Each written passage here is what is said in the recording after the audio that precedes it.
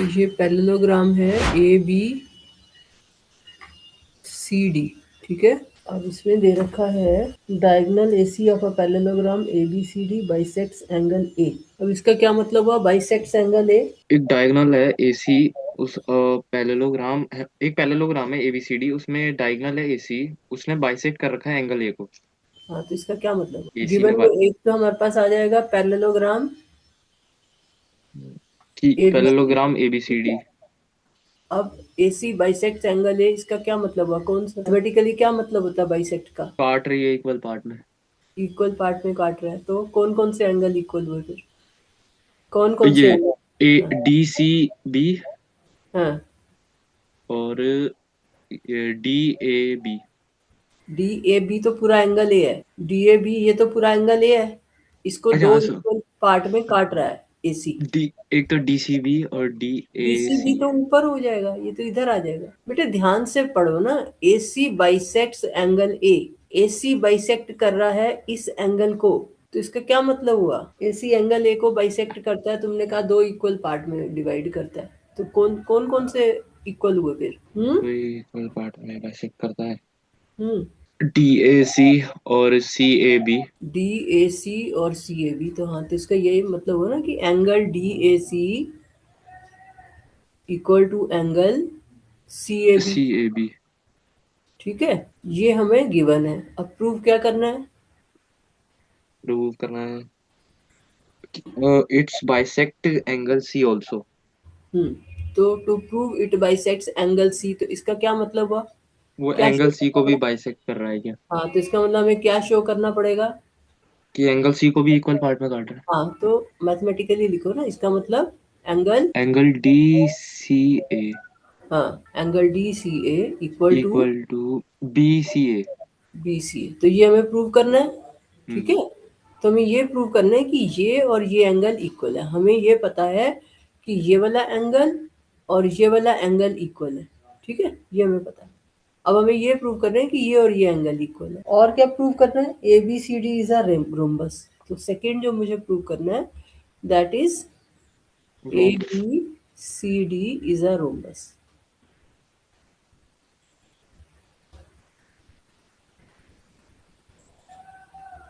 कैसे प्रूव करोगे बताओ? इसकी सारी साइड इक्वल बता के। हमें ये प्रूव करना है कि ये एंगल और ये एंगल इक्वल है। तो इसको कैसे प्रूव करेंगे? हमारे पास ये है कि ये एंगल और ये एंगल इक्वल है, ये हमें पता है। सी को पूरा बताना है ना, कि कौन सा इक्वल है दोनों। तुम्हें ये शो करना है, और ये तुम्हारे पास है, ये गिवन है, ये प्रूव करना है।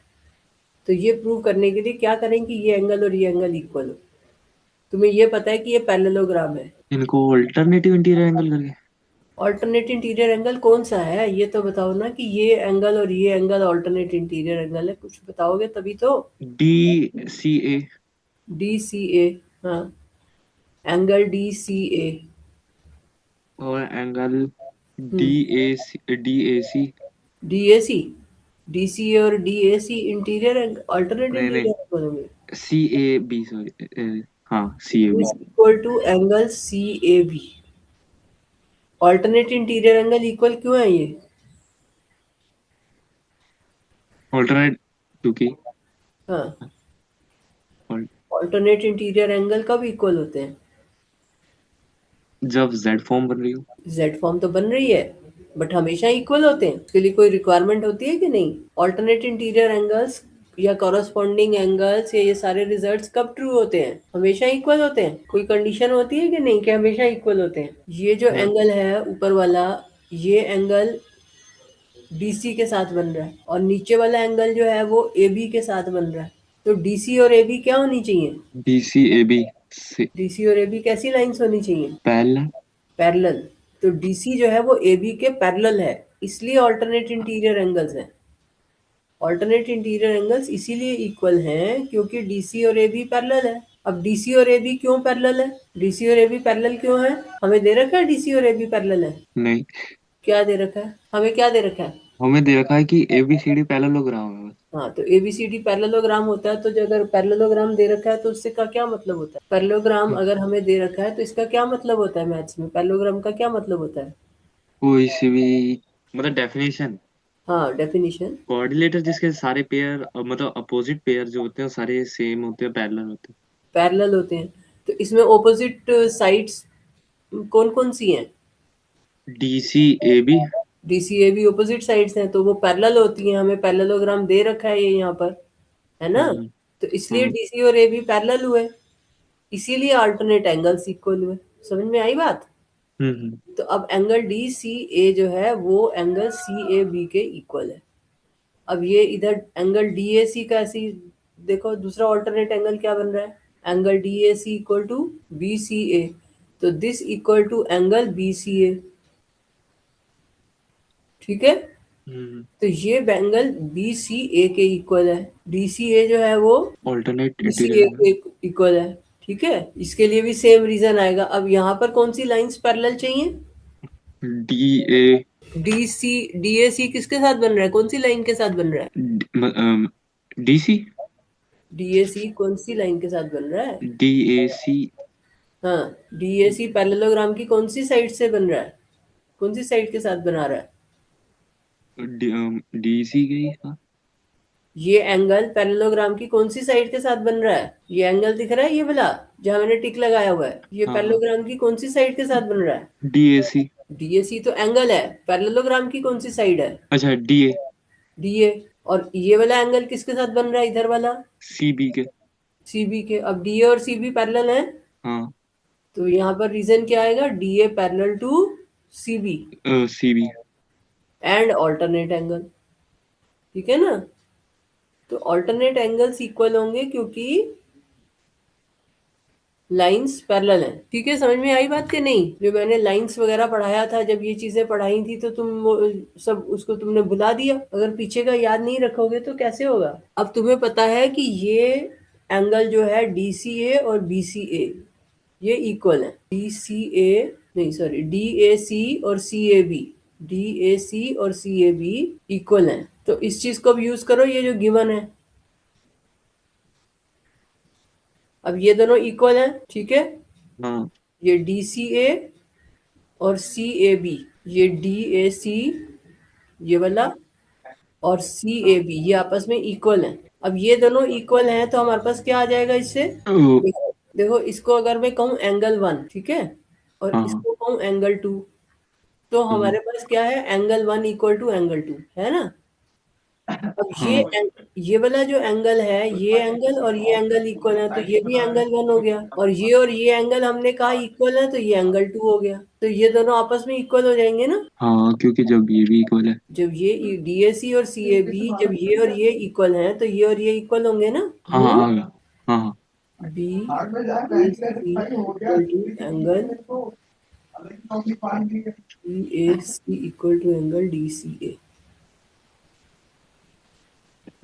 अब देखो, डीएसी और सीएबी, डीएसी और C A B, angle D C A, this angle equal to angle C A B, angle. अब देखो, ये मैंने इधर लेफ्ट में लिख दिया दोनों। ये डी सी ए जो है वो ये वाला एंगल है, और ए सी बी जो है वो ये वाला एंगल है। ठीक है, ये एंगल इसके इक्वल है, ये एंगल इधर इक्वल है। तो अगर ये दोनों एंगल इक्वल है तो ये दोनों भी इक्वल होंगे ना? हाँ हाँ। ठीक है, तो ये तुम्हारी गिवन कंडीशन, और इससे from one and to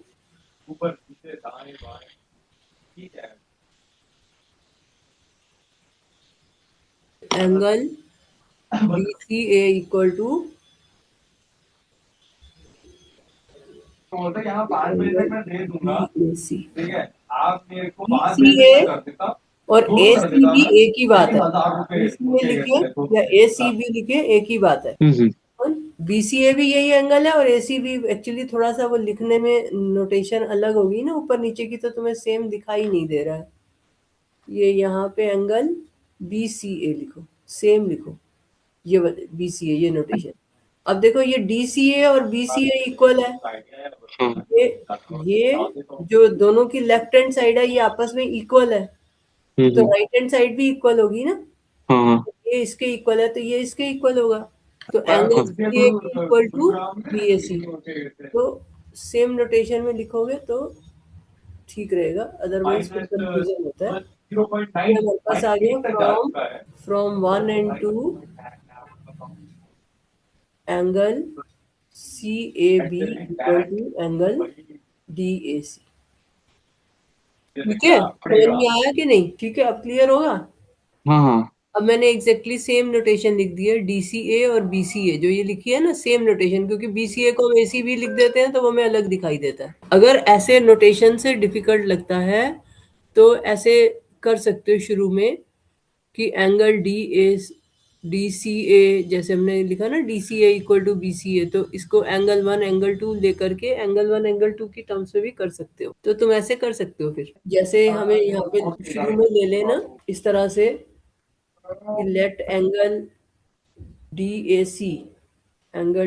A C equal to angle 1 and angle C A B equal to angle 2, ऐसे ले लेना शुरू में ही। तो हमारे पास गिवन में एंगल 1 इक्वल टू एंगल 2, ठीक है, क्योंकि AC बाइसेक्ट करता है। तो इसको शुरू में 1 2 कर लो, तो जब गिवन लिखोगे तो वहां पर आ जाएगा एंगल 1 इक्वल टू एंगल 2, ये हमारे पास आ गया। अब इसको तुम 3 और 4 ऐसे भी लिख सकते हो चाहो तो अब लिख सकते हो एंगल 1 टू प्रूफ, जब करेंगे ना प्रूफ जब लिखेंगे तो तुम लिख सकते हो angle 1 equal to angle angle 1 equal to angle 4, ठीक है, और angle 2 equal to angle angle 3। 3। तो अब 1 और 2 इक्वल है, ये हमारे पास यहाँ पर है। हम्म। तो इससे हमारे पास आ जाएगा this implies angle 3 equal to angle 4, ठीक है। और रीजन क्या आ जाएगा, because angle 1 equal to angle 2। तो ऐसे लिख के कर लो, D A C C A B ऐसे लिखने में गलती हो रही थी ना, तो ऐसे लिख के कर लो, हम्म। फिर कॉम्प्लिकेटेड नहीं लगेगा, ठीक है। हाँ हाँ। तो जैसे हमने शुरू में ही इसको एंगल 1 एंगल 2 लेट कर लो, और फिर उसके बाद गिवन में एंगल 1 इक्वल टू एंगल 2 लिख देना, और जब प्रूफ करेंगे तो यहाँ पे इस तरह से कर लेना, ठीक है। हाँ हाँ। तो अब एक तो ये करना था, और दूसरा इसमें क्या करना है, ABCD इज अ रोम्बस।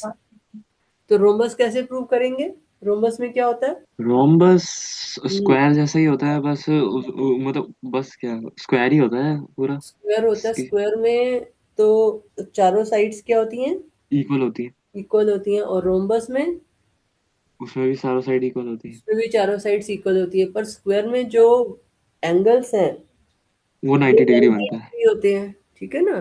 तो लेकिन रोम्बस में जरूरी नहीं है कि एंगल 90 डिग्री हो, ठीक है। तो हाँ अब हाँ। हमें ये प्रूव करना है कि ये रोम्बस है। तो रोम्बस प्रूव करने के लिए मुझे क्या प्रूव करना पड़ेगा कि AD और AB इक्वल है, AD और AB को हमें इक्वल प्रूव करना पड़ेगा, तभी ये रोम्बस होगी ना।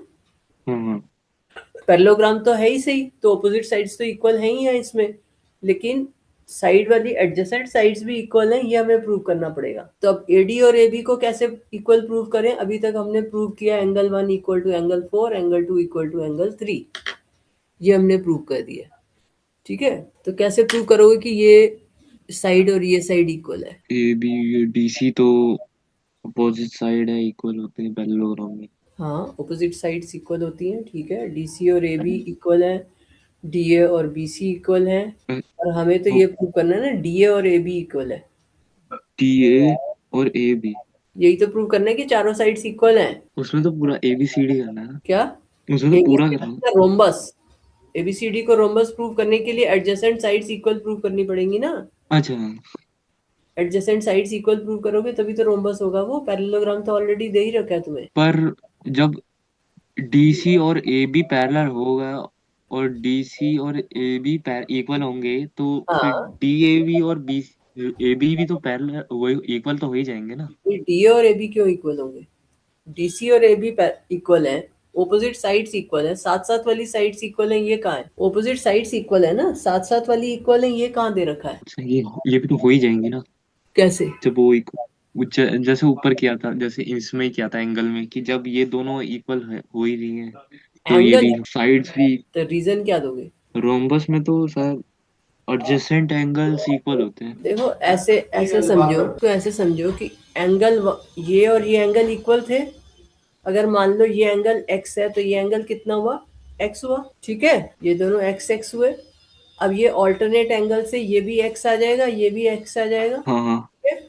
सारे एंगल इक्वल है ये चारों आपस में। हम्म। तो ये अगर हम ADC ट्राइंगल लें, ट्राइंगल ADC में ये भी x है और ये भी x है इस ट्राइंगल में, तो अगर दोनों एंगल इक्वल होते हैं तो कैसी ट्राइंगल होती है वो? क्या? सिर्फ इस ट्राइंगल को अगर म- तुम देखो, इस ट्राइंगल में, इस ट्राइंगल में ये एंगल भी x है और ये एंगल भी x है। हम्म। तो अगर ट्राइंगल में ये दो एंगल्स इक्वल होते हैं तो इन ट्राइंगल्स को क्या बोलते हैं? हाँ जिसमें दोनों साइड इक्वल होती हाँ, दोनों साइड इक्वल होती है। चलो, दोनों साइड इक्वल होती हैं। दो साइड अगर ट्राइंगल की इक्वल हो तो कौन सी ट्राइंगल होती है? दोनों साइड इक्वल हो कौन सी ट्राइंगल होती है वो? है, आइसोसेलेस ट्रायंगल। Isosceles triangle. तो अगर किसी ट्राइंगल में ये एंगल इक्वल हो, जैसे ये एंगल एक्स है, ये एंगल एक्स है, जब दो एंगल इक्वल होते हैं तो उनके ऑपोजिट साइड्स भी इक्वल होती है। तो एक्स के ऑपोजिट डीसी है और इस हम्म। वाला एक्स के ऑपोजिट एडी है। तो हम्म। क्योंकि ये आइसोसेलेस ट्राइंगल बन रही है तो एडी इक्वल टू डीसी हो, एडी इक्वल टू डीसी आ जाएगा। तो उससे तुम्हारे पास आ जाएगा कि ये रोम्बस है। एडजेसेंट साइड इक्वल हो गई तो वो रोम्बस हो जाएगी। बाकी तो अपने आप इक्वल हो जाएंगे। अगर एडी और डीसी इक्वल है तो डीसी जो है वो एबी के इक्वल है, एडी जो है वो हम्म। बीसी के इक्वल है, तो चारों साइड्स इक्वल हो गई ना, तो ये रोम्बस हो जाएगी। ठीक है। पैरेललोग्राम रोम्बस कब होती है? जब हम एडजेसेंट साइड्स को इक्वल कर देते हैं।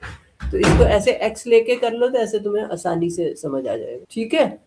हाँ हाँ। तो ऐसे करते हैं, इसको शुरू से ही दोबारा लिखते हैं क्योंकि तुम्हें समझ आना चाहिए कि तुम लिख क्या रहे हो। Even ABCD is a parallelogram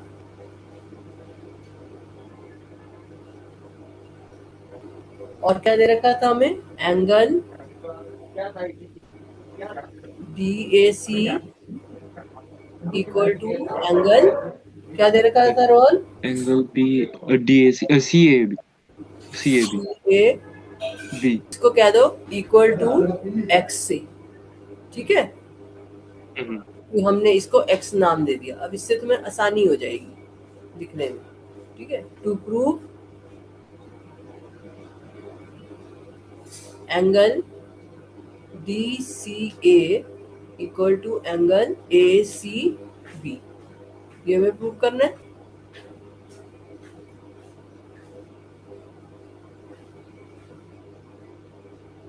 ये प्रूव करना है। ठीक है। अब प्रूफ में लिखो angle DCA equal to, angle DCA equal to किसके होगा? ये एंगल किसके इक्वल होगा? सी ए बी के। Angle CAB। ठीक है। Which is equal to x। Angle DCA x हो गया। हम्म। रीजन क्या आएगा? Alternate angles, alternative integer. Alternate interior angles. ठीक है। और ये तो हम्म। है ही सी हमारे पास कि ये पैरेललोग्राम है। पैरेललोग्राम, या लिख दो DCA लिखा है ना, तो DC पैरेलल टू AB, या फिर लिखो DC पैरेलल टू AB। और वो लिखने में दिक्कत आती है तो पैरेललोग्राम लिखो DC पैरेलल टू AB। ठीक है। अब एंगल DCA के बाद आ गया ACB। तो एंगल ACB किसके इक्वल है? Angle ACB equal to angle, ये वाला एंगल, ये एंगल किसके इक्वल होगा? Angle ACB equal to D C A, D C A, DCA। D angle ACB किसके इक्वल होगा? ए सी बी, ACB तो लिखा ही है। ACB किसके इक्वल होगा? क्या कहते हैं, डी ए सी। DAC। और ये भी किसके इक्वल हो गया? x के इक्वल हो गया। एक्स के इक्वल हो गया। ठीक है ना। फिर से सेम रीजन आ जाएगा, alternate angle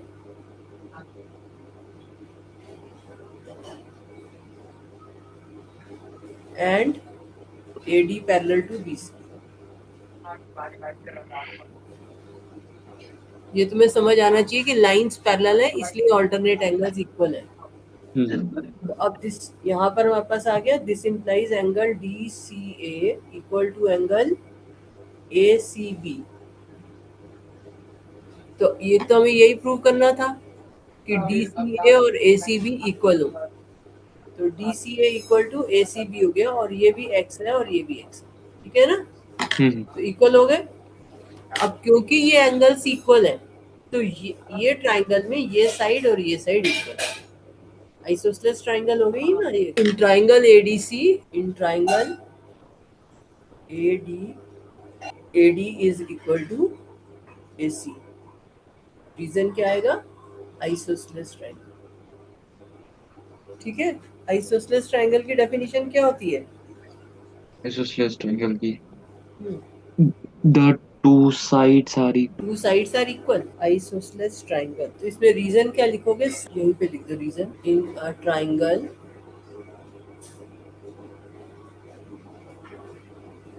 sides opposite with the equal angles, हाँ, isosceles triangle two sides are equal two angles are equal. तो अगर तुमने साइड्स की टर्म में डेफिनेशन याद की हुई है तो ऐसे लिख लो, in a triangle sides opposite to the equal angles are equal. ठीक है, sides opposite hmm to the equal angles, sides opposite to the equal angles are equal. तो ये एंगल्स इक्वल है तो इनके ऑपोजिट साइड्स भी इक्वल होगी, तो एडी और डीसी इक्वल हो गया। ठीक है, अब DC equal to A B होता ही है, एडी हम्म और AC इक्वल है ना। हम्म एडी इक्वल टू DC। अब DC जो है वो ए बी के इक्वल है, तो A B. DC is equal to A B. ठीक है ना, तो AD DC AB सब इक्वल है और AD इक्वल टू BC भी होता है, तो AD इक्वल टू BC, तो चारों साइड्स इक्वल होगी ना। ऑपोजिट साइड्स वैसे ही इक्वल होती हैं, तो इससे ये आ गया हमारे पास। और ये पैरेललोग्राम, इसका रीजन क्या है? Parallelogram, in parallelogram opposite sides are. इसके लिए रीजन क्या लिखोगे? इन पैरेललोग्राम, इसको थोड़ा नीचे करके लिख दो, DC equal to A B, ताकि आगे रीजन लिख सको। तो DC equal to A B. अब यहाँ पे रीजन क्या लिखोगे? Opposite sides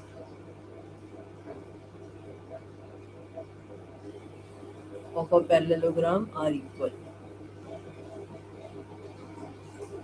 are equal. तो ऑपोजिट साइड्स इक्वल होती हैं और AD और DC भी इक्वल है, तो इसका मतलब all the four sides are equal. ठीक है, therefore ABCD is a road.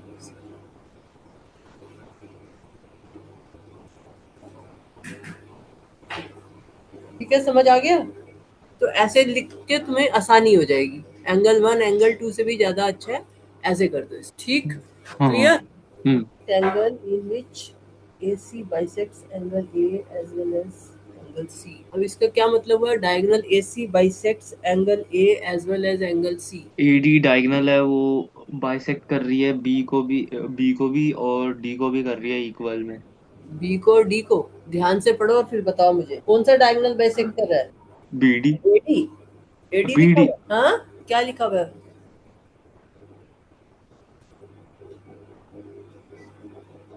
अच्छा। ए एसी, एसी है नीचे बीडी बाइसेक्ट। हाँ, तो AC बाइसेक्ट कर रहा है ना। नहीं नहीं, अच्छा हाँ। AC बाइसेक्ट्स, AC बाइसेक्ट कर रहा है ना angle A and angle C।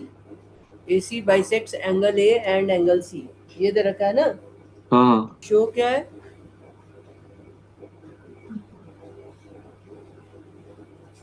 Show क्या करना है? ABCD इज अ स्क्वायर,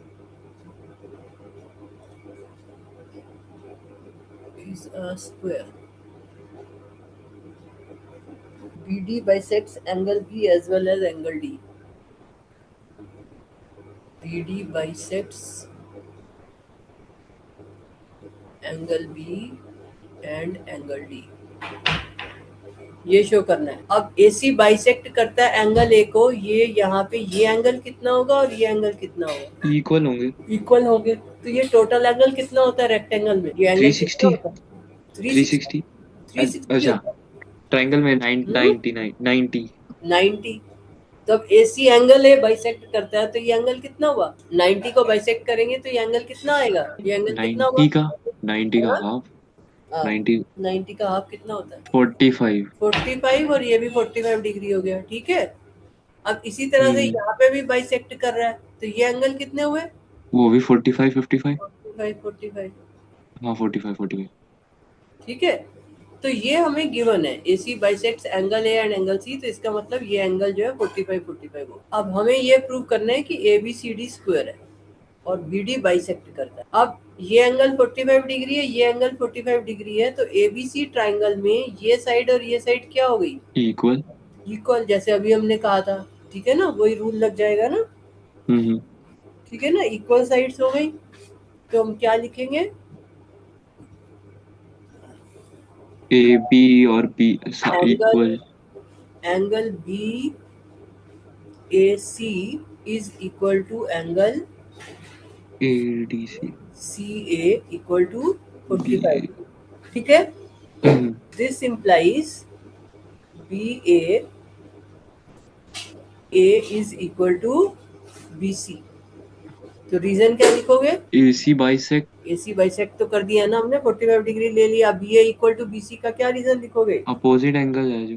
अभी ऊपर इतना सिंप्लीफाई करके सारा दोबारा करवाया, क्यों करवाया? जिससे तुम्हारे दिमाग में बैठे। ये भी लिखवाया ना मैंने, in triangle sides opposite to the equal angles are equal, ये लिखवाया ना।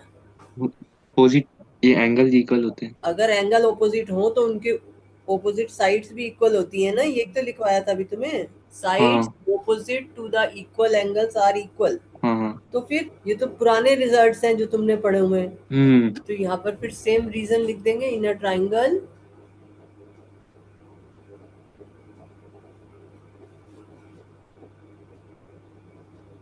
sides opposite to the equal angles are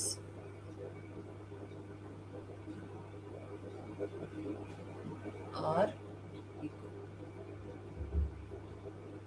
दिखाई दे रहा है ना तुम्हें? 45 डिग्री के ऑपोजिट BC है और हाँ इस 45 डिग्री के ऑपोजिट AB है, हाँ तो BC और AB इक्वल हो जाएंगे ना। हाँ। ठीक है, तो अब इसमें ये साइड्स इक्वल हो गई।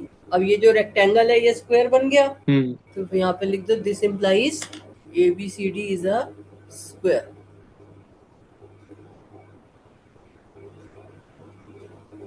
रेक्टेंगल तो वो ऑलरेडी थी, तो एडजेसेंट साइड्स को हमने इक्वल कर दिया, AB और BC को इक्वल कर दिया। BC और AD तो वैसे ही इक्वल है, और AD और DC, AB और DC भी इक्वल होते हैं।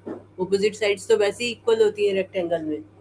तो अगर एडजेसेंट साइड इक्वल हो गई तो वो क्या बन जाएगा? स्क्वायर। ठीक है, और क्या प्रूव करना है इसमें? यहाँ पे ज्यादा ज्यादा लिख सकते हो, इन a rectangle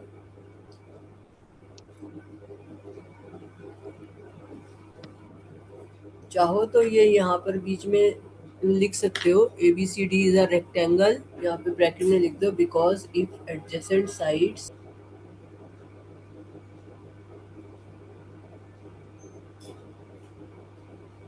of a rectangle are equal,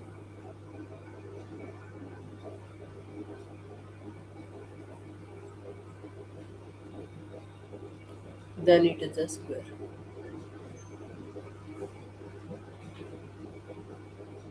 ठीक है, हमने एडजेसेंट साइड को इक्वल कर दिया तो वो स्क्वायर हो। चाहो तो लिख सकते हो कि AD equal to BC, AB equal to CD, चाहो तो लिख सकते हो, वरना इतने से ही हो जाता है। और क्या प्रूव करना है इसमें? Diagonal BD bisects angle B as well as angle D। अब कैसे प्रूव करोगे कि BD बाइसेक्ट करता है?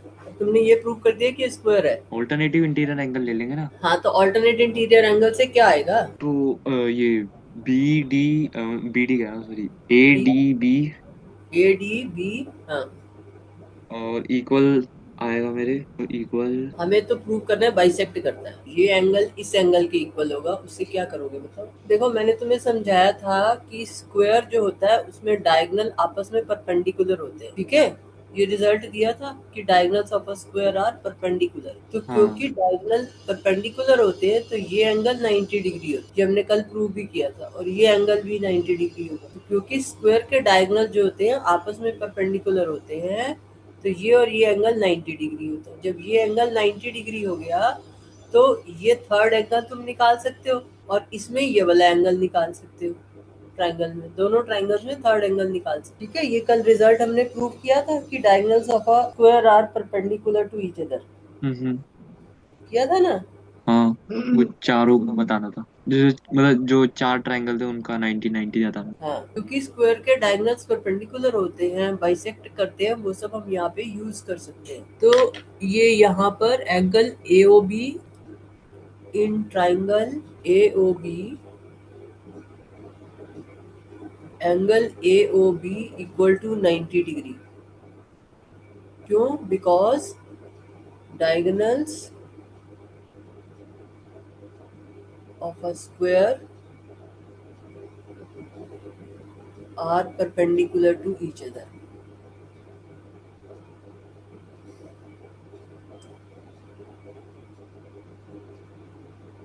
परपेंडिकुलर का सिंबल पता है? रेगुलर। परपेंडिकुलर का सिंबल क्या होता है? ये ऐसे देख रहे हैं, मैंने लेफ्ट साइड में बनाया, एंगल AOB इक्वल टू 90 उल्टा। डिग्री। हाँ, उल्टा टी बनता है ना। हाँ, तो अब ये 90 डिग्री है और ये 45 डिग्री है इस ट्राइंगल में, पहली वाली ट्राइंगल में। तो अब ABO हम निकाल सकते हैं ना?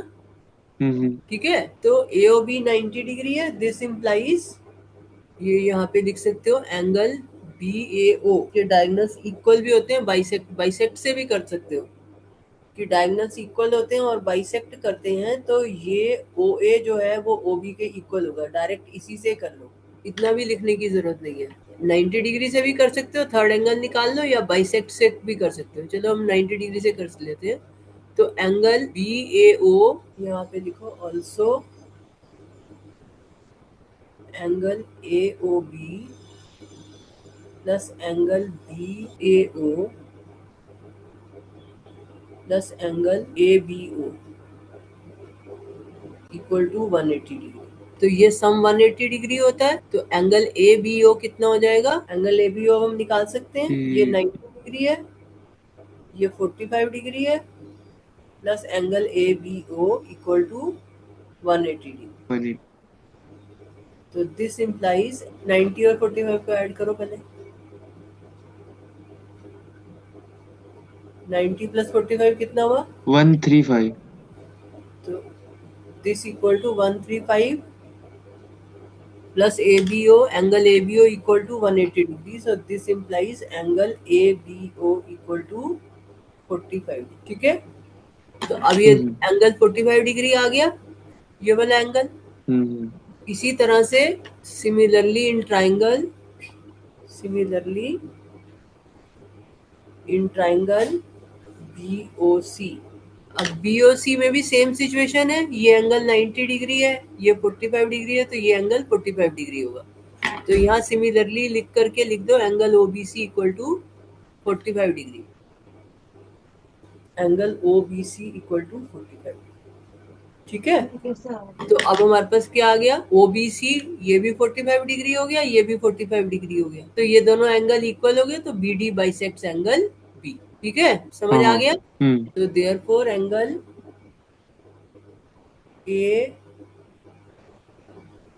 ABO equal to angle OBC equal to 45 degree.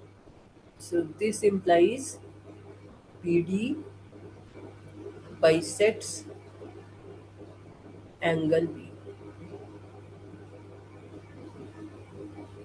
Similarly, ये पता है ना, ये सिमिलरली का सिंबल होता है हाँ। कि नहीं? यूज करती मैं अब? ऐसे यूज तो नहीं करते पर पता है। पता है, वरना ऐसे पूरा लिख सकते हो सिमिलर। ये यहाँ पे इसी तरह से यहाँ भी सेम सिचुएशन है, ये एंगल 90 डिग्री होगा, ये 45 डिग्री है, तो ये भी 45 डिग्री। इसी तरह से यहाँ आ जाएगा, तो सिमिलरली करके लिख देते हैं क्योंकि सिचुएशन सेम है चारों ट्राइंगल्स में। तो similarly BD bisects angle, bisects angle D। तो ये जो है BD जो है B और D दोनों को बाइसेक्ट कर। ठीक है, समझ आ गया? तो कई तरीके से करा जा सकता है क्वेश्चन, एक तरीका नहीं होता करने। और क्वेश्चन नंबर 6, 5th और 6th जो है दोनों अपने आप करके रखना, फिर मैं 7th कराऊंगी तुम्हें नेक्स्ट। ठीक है, समझ आ गया? 5th और 6th दोनों करके रखना। ठीक, चलो ओके।